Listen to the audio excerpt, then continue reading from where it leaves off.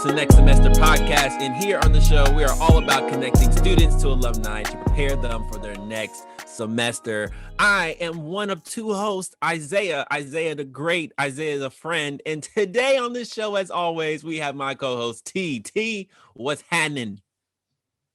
What is going on, Isaiah the Great? I didn't know you added that. Well, I need to add some sparkle to mine. But nonetheless, how are you doing, my fellow co-host? I'm doing pretty good. I feel like our names should have a little spark out there. I feel like we should, think about that a little more. Have some superhero names to kind of go with us. Awesome. T, you'll be proud of me. I started CrossFit again. I decided, I'm going to work off this COVID-19 pounds and, I'm going to go back to CrossFit. And let me tell you, my body hurts. I am in some pain. Your muscles are screaming. Calling for you, huh? They calling out to the one Jesus. Yeah, it feels really good to be back active. It does feel good to be back active again, to be out there. We're all masked up, our social distancing, the class sizes are pretty small, but it feels good to kind of be out there. But what's happening in your neck of the woods? Oh my gosh, nothing much. I mean, just still trying to stay great, stay melanated, and continue to sparkle and leave a little sparkle everywhere I go. But other than that, just hanging out, trying to keep Texas in one piece. Things are always different and extra in Texas, but we're making it work here nonetheless. So on to other news for sure. Exactly. Well, to all of our Texas listeners or listeners all around the country, let's get into some help for you. T, what do we got today for life hacks? All right, Isaiah. So today's life hack, I always say they're good ones because I really put my heart and soul into. I want to make sure that they're applicable to so many different people, so many different stages in life. And today we are talking about resumes. So prepping for graduation and life after graduation is tough already, but you don't want to put more unnecessary stress on yourself than you need to. So you've had all kinds of experience, leadership roles, internships while you were in college. And the first thing that potential job is going to ask you for is a resume showing your experience. So before it's down to crunch time and you're staring the application right in the face, be sure to have multiple resumes geared towards your different skill sets. Multiple resumes will help the job application process go much more smoothly than just sending out that same one broad resume. So just putting in a little bit of work will make all the difference in maybe you nailing that job or maybe not getting that call back. And you know what? Job hunting is terrible. At the top of COVID last year, around March, I decided to quit my job as a teacher, and I was going to do what I love to do, and that is to become an influencer, social media guy, or something like that. Your boy filled out, and I counted 123 job applications. I went through like 17 different versions of job applications. I filled out so many. And you know what I hate? I'm just going to vent real quick. You know what I hate? When they tell you to submit your resume and then they make you type out your resume within the job application. Oh my gosh. Like what are we doing? Bullet points. It's like it's right there. Did I not just put this PDF file attached? But you are absolutely right. When I started tailoring, which I didn't want to do because that's extra work, but then I was like, they were like, bruh, how bad do you want the bag? Like, how bad do you want it? So actually tailoring my resume to highlight different skill sets, because, sometimes you leave certain skills out because, I don't want to put that in there. But when you start tailoring it towards different jobs, that's when they started calling me. And now your boy is Adele because we rolling in the deep. Okay. Yeah.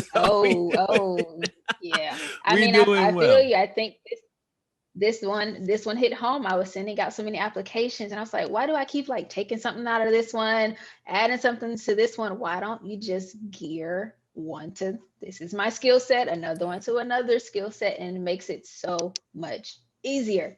It does. My goodness. It makes you choose your jobs more carefully as well. Because you maybe I shouldn't apply to 5 today. Maybe I should just do 2 really strong ones and make sure my resume is catered to it. But anyway, good luck with that, you guys. Thoughts and prayers and good energy towards you. But we got to get to a show today because we have a fantastic guest who also filled out a ton of resumes and try to get to where she wanted to go. So let's go ahead and hop into it. T, who do we have on the show today? Yes, we have an extra special guest today. I'm super excited about this one, guys. So let me tell you a little bit about our next guest. Erica Tucker, a 2010 graduate of UNC Wilmington, of course, with a degree in communication studies, is the founder of Ascend Public Relations Group, an entertainment communications agency specializing in traditional and new media talent. Since 2015, Erica has led publicity efforts for new television programs, philanthropy, and product launches for a variety of brands.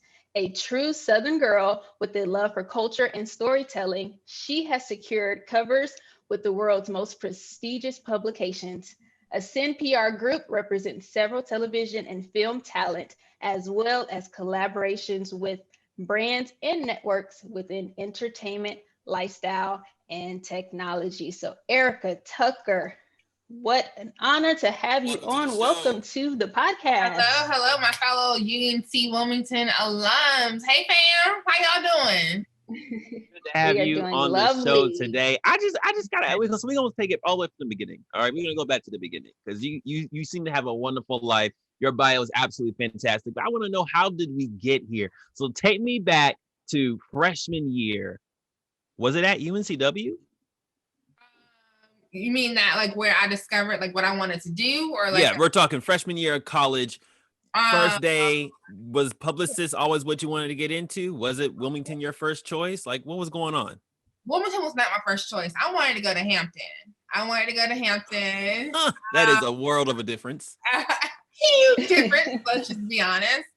Hampton was not giving me the coin. They were not giving me any scholarship money. It was gonna be everything was gonna be straight loans. But I had a really dear friend and quite a mentor, Ashley Gaddy. He's also a fellow alum and also sorority sister, big sister. So she went to UNCW and she was like, "Oh, you should come visit." I came to visit, and y'all, I fell in love with the campus. I thought it was beautiful. That's awesome. So I love the water. Was it comm studies that was your first choice, or was that something you kind of fell into? I always knew it was going to be communication studies. Publicity kind of came like much later. But like I kind of knew I was going to work in entertainment somehow. I just didn't know what the route was going to be, So I love working. I love music. So a lot of my friends were rappers in Raleigh. So I would kind of help secure local blogs and people to come out and listen to their project and, get a buzz. But I didn't know that was really called publicity, I just thought that was just making a connection, I'm trying to get, like a local paper or like a local blog to check out my good friend's music, and they do a write-up. Okay, great, but had no idea that was public relations until bam, like, I'm in Rick Olson's class and here we go. Shout out to Rick Olson. So did you... as a fellow comm studies major, I think we can talk TCU alum or TCOM alum, however you said it. It's been a while, but go ahead, go ahead. I'm geeking out over here. So I know that's so cool. So so this all happened in high school when you were kind of doing that publicist work and you didn't know it was publicist work? Like that happened in high school? That happened like senior year in high school. It's like, okay, well, really? My friends are rappers, local rappers, and okay, well, like, let me see if I can secure some placements. Now, it was more of those things where, like, how do I say, like, it was kind of like a boyfriend who's a rapper, and I was trying to help him. So it was kind of like I was with the crew, So it's just like, okay, like, how do I get placements? Like, how do I get this out? Because he was just so dope, and I wanted people to know all about him. So yeah. And how did you know you were good? Like, how did you know you were good at it? Is there like were you landing all that you were trying to do, or was it just like, I mean, I think I'm good? At that point, like, no. I knew I was good when I started getting people to come to the shows and to actually follow through with the review or a placement, right? Results. But it all comes down to like how you communicate with people, how you relate to people. You know, you gotta make it seem like it's the best thing, you know. And I'm really great at selling. I mean, I'm really good at it. You So know. we're in Freshman year of college, you get into the major. When did we actually know that publicist was what we wanted to do? Because like we kind of explore, like, maybe I'll do acting, maybe I'll do marketing, maybe I'll do HR. It's like kind of floating around. So when Yeah. did things really solidify and you're like, you know what? I think I want to do this. Um. So okay, so that like a true entertainment publicist, like that did not happen until like me leaving UNCW, just to be honest. I've kind of been floating the idea around when I took a intro to PR class, and I loved it. But at this time, I thought I could do, this is so silly, but I thought I could do like the real life Olivia Pope. Like I wanted to go and be a fixer. I wanted to go and be a fixer for the federal government, you know? And I had this internship at in Wilmington with the actual, what do you call it? Like with the school system, New Hanover County school system. And I worked under the chief public relations officer. And I loved it. It was a great experience, but like I was so bored. I was like, oh my goodness, I don't want to do weather advisories, and I don't want to write the prayer for the superintendent to say during a breakfast. Like it's like, oh my God, he can't say a prayer on his own. Like it's just the most like random. It's just it didn't feel aligned to me. Like It didn't have that spark you needed. It was very government, very mundane, very paperwork, very policy and procedure. So why did but That you doesn't but you sound fun. knew you wanted to be a publicist in some sort, so you made that adjustment. So talk to us about that adjustment when you're like, I don't want to do this government stuff, but I kind of still want to Yeah. write. Like, So I think I knew like after because so during this time I was also working in the UNCW's marketing and communications officer. I was working in the office, marketing and oh communications. wow. Loved it. But it was more so like a lot of like crisis communication, right? Like somebody off campus got drunk, like, what does that news release look like? Like, what are we sharing with the press? It wasn't like you couldn't get very creative. It was very much like procedure. Like this is what it is. So and I worked there maybe 3 years, almost like 3 years, all the way up until me leaving in 2010. But so like around there, I think it was like really my junior year. I was like, okay, like this part of publicity, this part of communication, it's just not gonna work, but I didn't know how to get there. Like I didn't have any friends in entertainment. Nobody in my family worked in entertainment. My family, everybody works for the state and the county, and I knew for doggone sure I was not gonna work for the state. Like that's not gonna happen. That's just was not what I wanted to do. But I think the shift started to happen because I started hearing everyone talk about like internships. You need to get an internship with an internship. But I had an internship and I was like, it's not what I wanted to do. But I never forget I had a interview with Atlantic Records. And I couldn't even believe that I got selected for an interview for an internship there. And but I actually, it was like, okay, well, maybe I can get in entertainment. Like, maybe I can do this. But I felt like I was self-sabotaging myself. Like at that point, because I felt like I was like, who's gonna pick me? Like, why? But so I got an internship, and I got the interview, and I completely bombed it. It was Oh no. Yeah, it was awful. They were like, so like name some of our artists, and I was like, and it was like that's like the most basic thing, like preparation. Like I didn't get it. I was so sad. But I will say, like, me just being on the edge of just even having opportunity, it kind of gave me an inkling, like, okay, well, what else is back there?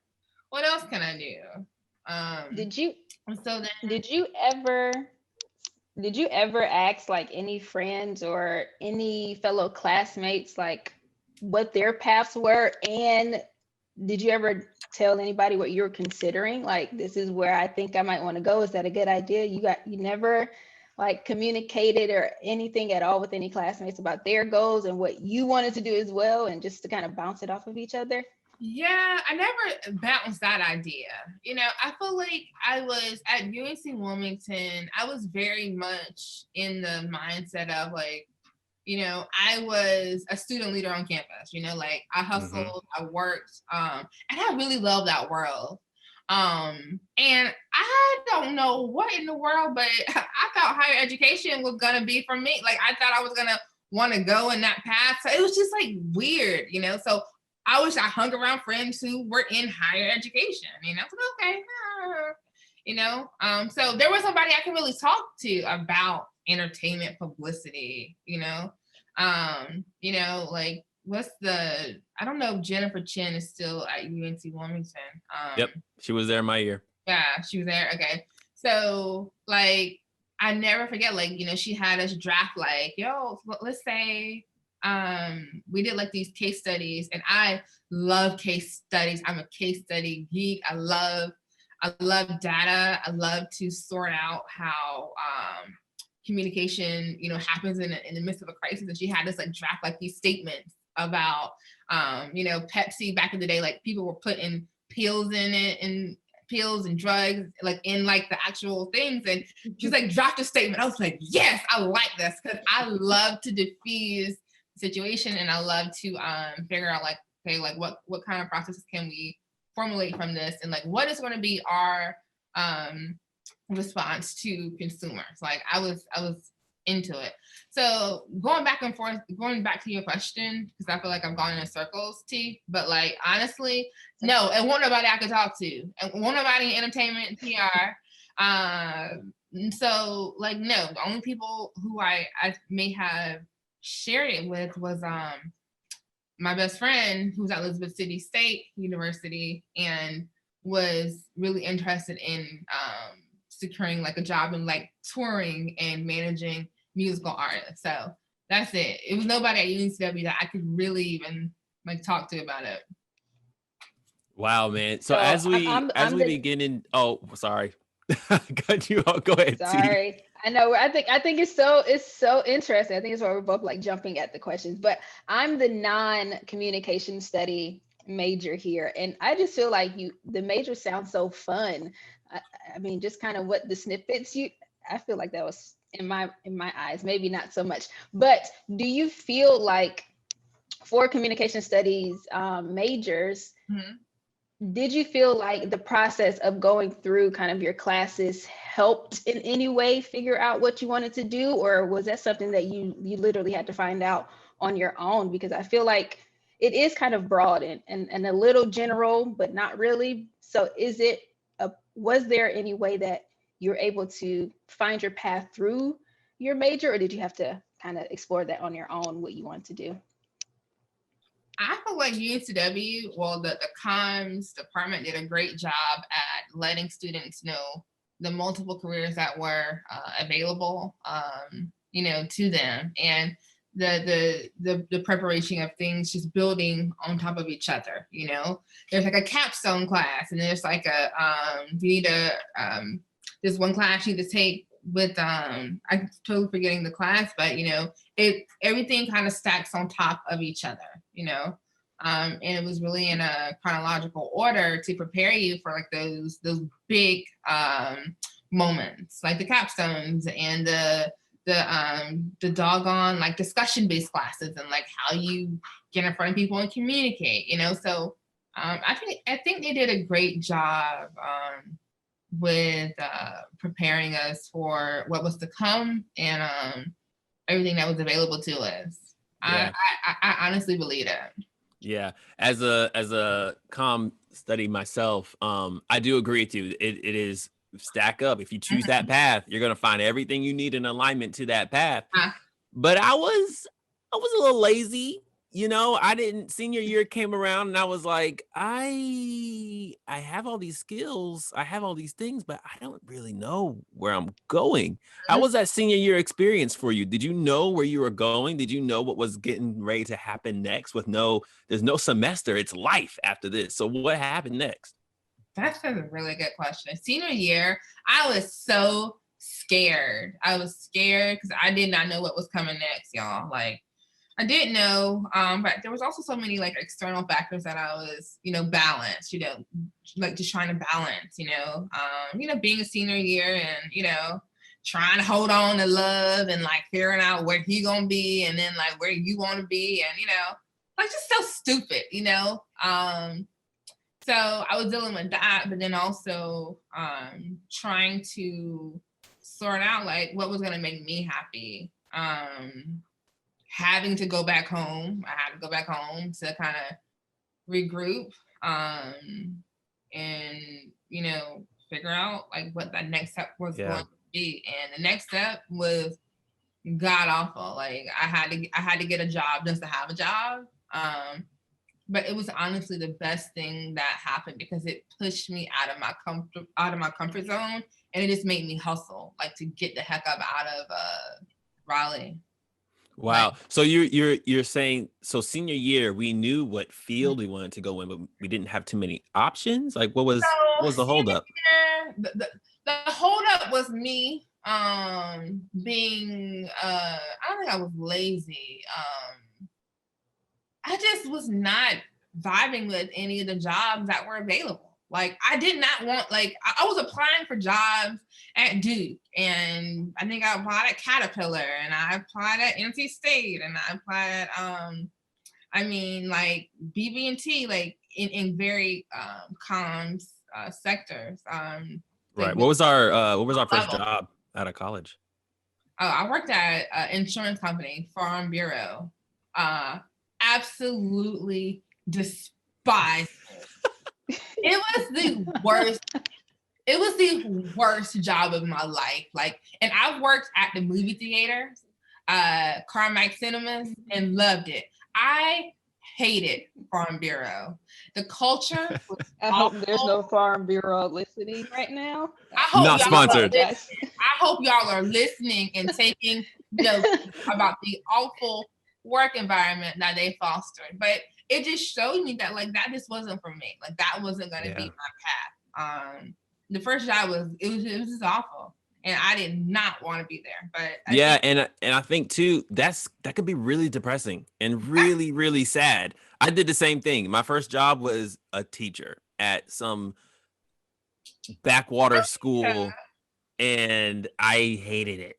And then I was an assistant, and then they're like, "You're so good at this, become a teacher. It's easy." All of them lied. Every single one of them lied. Became a teacher, absolutely miserable. I'm dreaming bad dreams. I can't vibe with nothing. Like I am so distraught. And so it was so depressing to be in that mode. So for you, you're working at the Bureau. Things are not looking up. You don't have your dream job. There's no more rappers out here to be doing publicist stuff for. So like, what are we doing? Like what happens next? What happens next? My best friend, Ileana Thomas. Soror, best friend for over 15 years. She got an internship at ICM in LA, and she's like, come out here, check it out, see if you like it. She's like, I know you want to do entertainment. I know you want to do like public relations. Like, just come check it out. So I come check it out. This is like the summer of 2011. I've kind of found my footing. Not only am I working the Farm Bureau, but I went back to my part-time hustle at Outback Steakhouse. I was working at Outback in high school, in college, so it was just another hustle, right? So I'm comfortable. I'm in my one-bedroom apartment in North Raleigh. I got my Honda Coupe. I'm happy, I'm happy, like I'm decent, right? So I come out here and I fell in love with it, just like that. Well, I think I missed something here. Hold on. We just moved? No. We didn't move. So like I was visiting. So when Ileana Oh, asked okay. me to come out and visit her in LA, like and just check out and see if I like it under the guidance of me maybe potentially moving, it caused me some pause because I love my place in Raleigh that I got. Like I moved out of my mom, got my own spot, and I was just kind of Okay. independent and I liked it. But I was comfortable. I was okay, well, this is life. I'm just gonna take it, right? So anyways, Are we still at the bureau? Are we still at the bureau yeah, when you still at moved the to your bureau. 1 bedroom? Okay, Yeah. okay. I'm with you now. I'm with you. working 2 jobs, bureau and Outback. Got you.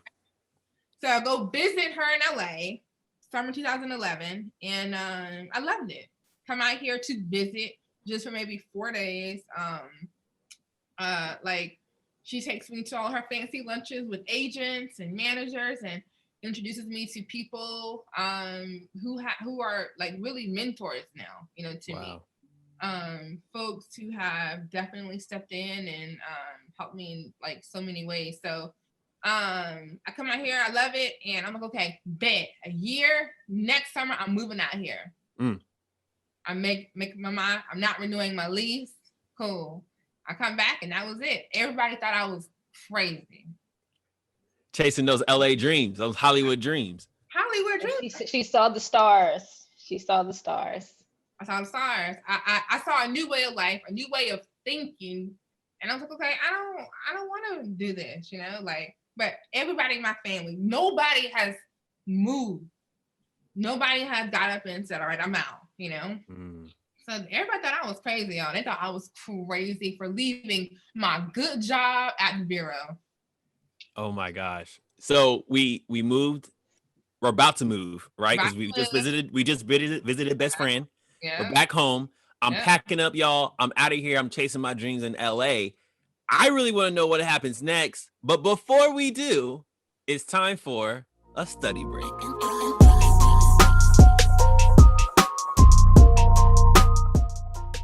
All right, Erica, this is our study break section where I ask you rapid fire questions and you have 1 minute to answer as many questions as possible. I'm gonna go ahead and take out Siri here to give me a 1 minute timer. Are you ready? I am ready. Let's go. All right, let's move quick here. Number 1, time starts now. Last book. What was the last book you read? Malcolm X, autobiography. What was something that school didn't teach you? Personal finance. Who is your favorite cartoon character and why? I don't do cartoons. On a scale from 1 to 10, how cool is your job? 12. What supply is in your house right now that you're running kind of low on? Damn, I'm pretty stocked up, but if I had to say something, it would be my sparkling Perrier water. All right, favorite place to eat on UNCW campus? Sammy's. That's not my ear. I don't know. Anyway, what was the name of your freshman dorm? Bell Call, 3rd floor. Gold or silver? Gold. Favorite vacation spot? Tulum. And time. Wow, I think that was amazing. That was fantastic. Yeah, a lot of questions. I meant to say Bali, but Tulum was cool too. Bali, we going to Bali? Was most recent. Tulum was most recent, I think, right? Tulum was most recent, but I went to Bali and that changed my life. I want to go back there. I think that's really my favorite vacation spot. Well, before we got to Bali, we had to go to the City of Stars, right? That's where we left off in our story. Okay, you're getting too far ahead of me now. I'm trying to get that Bali money too. So we are about to move to LA, right? Is that where we left off, T? Right. Yep. What? Yeah. Yep. You're about to move. So you said a year, 1 year. And you're out. How did that last year and you, I'm sure telling people, I'm going to LA. How did that go? And how did that process turn out for you? T, Isaiah, people thought I was crazy. They were like, what's wrong with you? Like, no, like, why are you gonna leave North Carolina? Why you wanna leave your mom, your grandparents? Like everyone's here, mom, pop, like everyone's elderly, like, why do you want to leave? But I knew that I had to get out of there, like, or I was gonna I was feeling stuck and it felt suffocating, you know. I looked around and like, you know, I didn't want to like I didn't want the work for the state, and like I said, and I just didn't see a situation that was going to be conducive to the kind of life that I wanted to live. So did you apply for?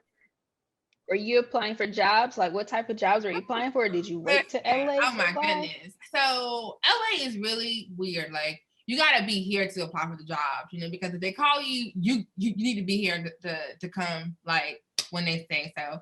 When I was in North Carolina that last year, I couldn't really apply for anything. So I'm saving my money, and June 1st, 2012, I dipped on that Southwest flight with Ileana, and got here, and reality hit, and it was, I think, like the first year was the hardest. It was hard, I'm applying for like jobs though, y'all. Like I'm applying. I'm 24 at this time, maybe 23, 24. I think it's 24. I'm applying for jobs, and folks are telling me that I don't have any experience. So I hate that. Like I'm applying at all these big PR firms, big agencies, just to get some experience. Oh, you don't have it. So you know what you got to do? You have to intern. And this is so crazy, like how the world works and just how everything is really by a divine appointment. I really believe that. It was a UNCW alum who got me the internship, who started me in publicity. Wow. And actually one of my best friends today, Caitlin. Shout out Caitlin. I mean, right. Amazing. But girl from Greenville, she saw my 919 number. She's like, girl, you don't have no experience. You need to come in and intern. And that was it for me. And I'm 24, the only Black intern. And I'm I'm interning around 18-year-olds. Wow. Just to get that experience, just to get that under your belt. Yeah. So how many years or months of experience do we need? Shoot, you need a lot. Okay, you need a lot. But I realized just like how set up the system is. So the system is set up for people with money and connections to thrive. And maybe that's just life and nepotism. I think that's just how it works. But in LA, it is really, really like bad. Like that's the case. So the girl who has an internship at with me, she's a UCLA student. Her dad is bankrolling everything, and she can afford to work for free. I can't afford to work for free. Mom and daddy taking turns paying my rent. I'm 24 and I'm working at Marshall's just to like pay my car insurance. That's the least I can do. Mom and dad paying rent and car note. Like I can at least pay something, right? So I'm interning, working at Marshall's. I'll work a little bit and come back, But y'all, I was just so hungry. I was so hungry and I wanted to learn. And I took it on. I was like, okay, well, this is what I gotta do. I was there for maybe 6 months, not getting paid. And it came to a point where like, okay, I have to either you can hire me or you can I have to go. So they didn't want to hire interns at this time with this policy. Oh, we don't hire our interns. So I left, went to a digital home builder. Well, I went to a home builder company. I hated it. KB Home. And I name drop it. Holy name drop. She stayed putting these companies on blast. KB Home, worked there for a few years. I worked there for a few months, maybe it's about 10 months. And I did like digital marketing and But at this point, although we don't like the jobs and like the names behind these jobs, are we enjoying the work?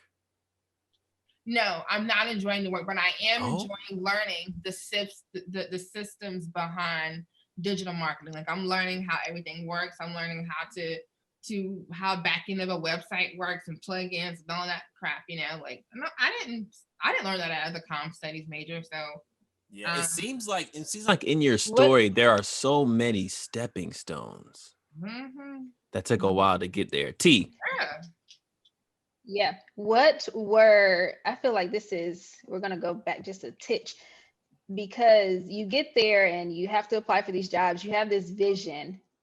What was the what did you envision, kind of that first, let's just say, year in LA to look like? And was there any point in time, because I feel like maybe that vision wasn't exactly how it played out, did you ever feel kind of deflated, being a 24-year-old intern, Black intern, the only one with these 18-year-olds who have a leg up? How did you feel, and how did you kind of push past all of that? It did, like, so my vision of what LA was going to be, like, it was nothing like it, lots of tears, lots of crying, lots of praying. It was hard, I will say that, but I was literally so here, I guess if so many people moved to LA every day, like we had to put down like double deposit for like rent, right? Had no idea about that. Like, there goes my savings. It's like gone, So I'm literally sleeping on a what do you call it? Like a blow up bed, Like I didn't have like a real bed, so I'm sleeping on a doggone blow up mattress. I am eating oodles and noodles almost every night. And it was just awful. I was like, oh my God, this is awful, But when I was in the office interning, like I loved it. I loved every bit of it. I love, anytime the account executives would ask me to sit with them, or, hey, can I go to this carpet with you? Can I call this person? Like, I was just there, I was a sponge, and I really wanted to absorb it all. So in those moments of me, being in the office, being the only Black intern, 24, I was maybe 2 years apart from my boss, from the girl who sat with me, I was grateful in those moments. But I was still crying when I went home because we didn't have central air or heat. So I was always like freezing or like really hot, Wow. So okay. So what was that breakthrough moment? Like, when did that breakthrough moment kick in where you're like, oh my gosh, I don't have to eat oodles and noodles. I can actually order steak if I want to. Like, what was that? When did this happen? Like, when did we go from struggle to the bag? I didn't struggle from the bag. I mean, probably 4 years Wow. into being into LA. And that was me owning my own company. Like, wait, we started our own company somewhere on this timeline? Yeah, the story is wild. So it's like really loud. It's really wild. So yes, so I started my own company in 2015. And that's when the bag coming. That's when the lobster and salmon started happening. Okay. Why did we decide to start our own company? I thought we were looking for jobs. So I skipped a few steps. So interning. So I left KB home, and so I left KB home in like maybe 2000, maybe 14. No, it was 13. Maybe 12, I don't know. But anyways, left there. I got a call from Caitlin, the fellow UNCW alum. And she's like, hey, Caitlin needs an assistant for her desk. You want to come? You want to come back? I'm like, hell yeah, I'll take it. So I went back, assistant for like a year and a half. I went up to a junior publicist, and I just wasn't happy. And I left, went to another firm, and started my own company. So, but I skipped over a whole bunch of steps. But in that process of actually being an assistant, I work with a lot of different talents. But what I realized there is that the firm would prefer me to work with the Black talent, right? Like they would give me the Black talent. Oh, we're gonna put you on the account. Sometimes I felt like they really did need my expertise, or sometimes they just needed a face. They need to show that they are diverse and inclusive. And hey, we got a Black woman on your team.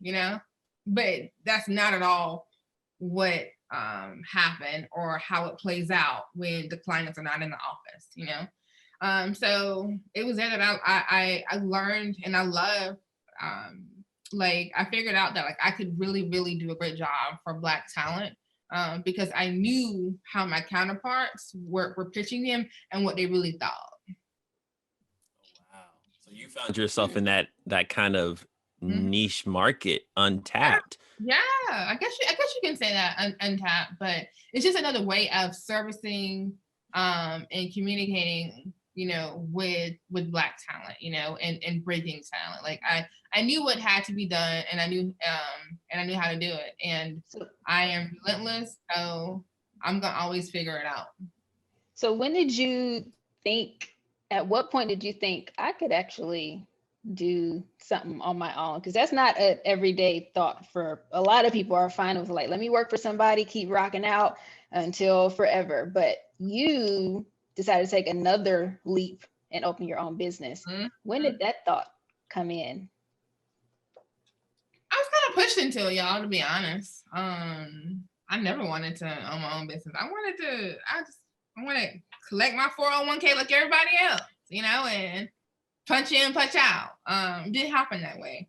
I got to my second firm and I just wasn't feeling it. Like it wasn't really good work environment. It was stressful, which anything in entertainment is going to be stressful. Like the personalities that you communicate with, the publications that you work with daily, like everybody is always on one. Like that just is what it is.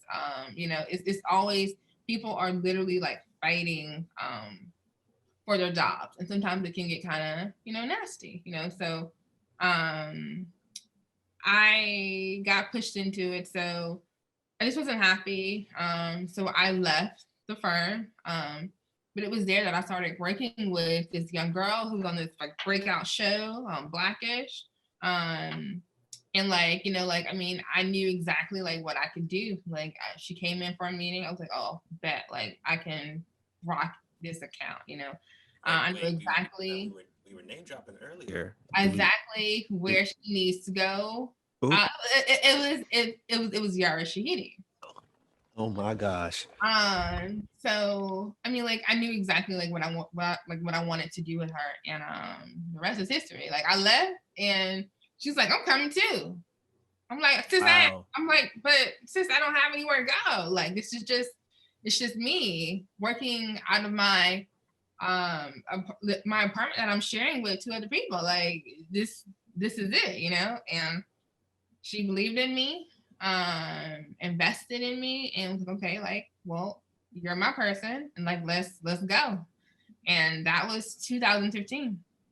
Wow, how did that feel to like nail a budding talent? Like we've been struggling. It's been oodles. Yeah. Like, honestly, at that time, like she was still very new too. Like we literally came up together. We came up in this game together. We broke down many doors together. So it felt good. At the time, it felt very hard because I was constantly having to prove myself to the folks that I was pitching, proving myself to agents and managers who felt like, oh, you don't have a big name on the door, so it's like, you're not there yet.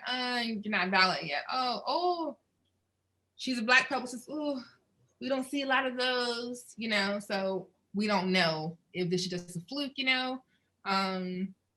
So, it was scary. And even in 2015, the salmon and lobster didn't come in either, I was still driving the Honda. I was still driving the two-door Honda. And, like, still trying to figure it out. But, we made a lot of magic together, and then, people see what you do for one person and, okay, I'm coming. Oh, okay, I'm coming, but I will say that if anything, my journey has really been defined by doing the work. I did the work. I made the connections. I made the true relationships. Like that. That's a process, and it's not easy because it's just not a lot of Black publicists out here. I think that says so much about work ethic and really your character. To hear you now, your passion for how much you hated some jobs, I feel like I felt it. I'm sure Isaiah felt it. Yes, but I feel it. Nonetheless, you did your job everywhere you went and you took in every bit that you could. Yes. And really, that is ultimately what, you know, brought that one client with you, even when you were leaving. I mean, I think leaving is so scary, but Yeah. whatever you did, that she was like, I'm coming with you. All that whole trail, you know, you're reaping what you put in. And I think that says a lot to those who may be struggling and fighting and wanting to get there. But I do have a question. Did you ever, and at one point or what points did you ever want to give up? Did you ever question, like, is this, am I really gonna like stick this out? Like, was there ever that point where you're just like, nope, I can't do it anymore? There was never any point where like I wanted to give up. Oh, you mean like once I started the business team? Yes. No, like I never wanted to give up. I mean, never. Because I really believe in seeing situations through, like seeing it through, and just like getting it done, handling the business. Never wanted to give up. Definitely cried a lot, prayed a lot. I think one prayer that I've always, moved with was like, like may my work speak for itself, and may you send your children to me that like really want to do good, to do well, to do real work and impact the world, that's really all I wanted to do. Wow. No, that's amazing. And I gotta ask this one because we've asked all of our guests about this, and it's something I've struggled with personally. Was grad school a part of your journey? Grad school was a part of my journey. I applied at the big school.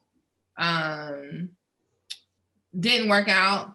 So I kind of went another route, and I don't advise everyone to do what I did.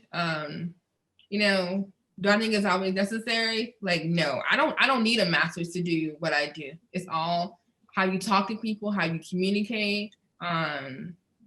It literally has, like, nobody's asking me for my bachelor's degree. Like when I show up to a new client meeting, or when I show up, on a red carpet, like nobody cares about that, So yeah, I did. And I asked because as a comm major, sometimes it doesn't feel like we necessarily need it. Yeah. It's like, are you making key connections? Are you networking? Now, I've heard a lot of great points for the case of grad school, and I think it is fantastic. And I still say I am still considering it myself as a possibility. Yeah. But my favorite part about your story is that you kept persevering, and that resilience got you to where you needed to be. Whether grad school was a part of it, there was some magic wand that got waved. Yeah. It wasn't there. It was straight up resilience and pushing forward. So your story is definitely an inspiration to me. But if you can go back in time and talk to little Erica, what would you tell her? I think I would tell little Erica to, Lord Jesus, this is therapy right here. My goodness. Our last guest was a therapist. Free therapy. Woo, this is a therapy. But I will say, I think I would tell Erica to do not count yourself out. To dream big and never like settle for what people say you should have, or being handed it. Oh, you got this. Oh, you should be grateful and thankful. But it's like, no, you should always want more and strive for more. That's why I named my company Ascend, like to go higher, to go big. So I would tell little Erica to keep pushing, and to truly like believe in the magic of you, and like, what brings that spark and magic, so yeah. All right, little Erica, and shrimp, steak, lobster eat Erica now. So we have got to know. We know that you have secured the bag. We know that you are doing what a lot of people admire. You're a Black publicist with some incredible talent under your belt, with your own business. Oh, yeah. So Erica, we want to know what is next in your life. What's the next semester of Erica Tucker and Ascend Public Relations? What do you got going on? What do you got coming up? And any plugs, anything, any last words for us? Y'all, honestly, I think I want to do more of what y'all are doing. I want to be better at reaching back and extending the ladder down, you know, like here, like, let me give you a hand. Like, I want to reach back and help folks get into entertainment, you know, if that's publicity, if that's production, if that's tech, you know, like that's the next step of what I want to do. As far as Ascend, we're good. I'm growing my team, all Black team, which I'm really proud of. So, you know, next semester, Erica's gonna like want to sew back and be a better help and supporter of rising publicists, you know, Black publicists. You know, that's what I'm going to do. Yeah, I love how you said extend the ladder down. That is such a mood. I love that. So how can we keep in touch with you and Ascend? Give us your social plugs. Let the kids know out there who are listening how they can keep up with you. I am very boring, to be honest, but I am out there. Eve Tucker PR on Instagram and Twitter. Erica Tucker on Facebook, and Ascend PR on Instagram. But I'm really I'm very boring. Like, you won't see much, but I'm there to connect. Part of me does not believe you are boring, because that story was absolutely incredible. I'm so glad that we got to interview you here today. Oh my God. Yeah, I'm gonna definitely keep up with you, because I got some future questions for my own self. I got you. I'm here. I want to be a support guide, or like whatever I can do for the people, especially like fellow UNCW alums. Like I want to do what I can. All right. Because nobody did it for me.